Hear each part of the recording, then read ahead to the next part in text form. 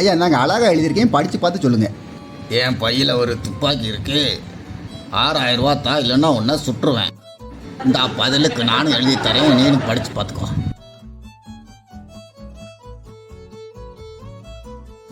உன்னை பார்த்தா பயம் வரல, சிரிப்பு தான் வருது, இங்கேருந்து ஓடி போயிரு. இந்த அதுக்கு பதிலாக இன்னொன்று எழுதி தரேன், அதை நீ படி.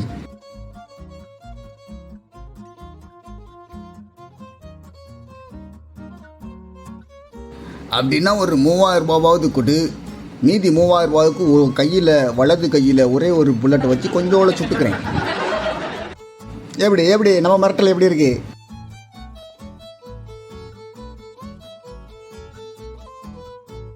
இந்த அப்படி படி. 3000 ரூபாயும் கிடையாது, 3 பைசாவும் கிடையாது. உனக்கு சுட தெரியாது, அப்படியே சுட்டாலும் குறி தவறி தின்றா சுடுவேன், சோடா புட்டி. இருறா, பதிலுக்கு நான் எழுதி தரேன், இருறா.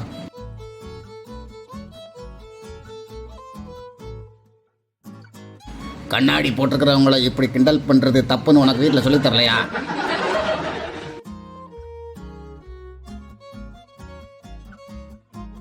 வீட்டுக்கு போடா முட்டா பயலு. ஐயோ மறந்து போச்சே, வர மாட்டேக்கே. இரு, அவன்கிட்ட கேட்டுருவோமா, கேட்போம். இந்த கொளுத்திருவேங்கிற வார்த்தையை, இந்த கொளுத்திருவேங்கிற வார்த்தைக்கு கொஞ்சம் ஸ்பெல்லிங் சொல்லேன். கொளுத்திருவேன். ஓ லூ. ஆமாம், ஒத்த கொம்பா ரெட்டை கொம்பா கோவுக்கு. ஓ எனக்கே தெரில போயா. சரி, அப்படின்னா கொன்னுருவன் மட்டும் எழுதுறேன், அது உனக்கு புரியும்ல? நல்லா புரியுவேன்.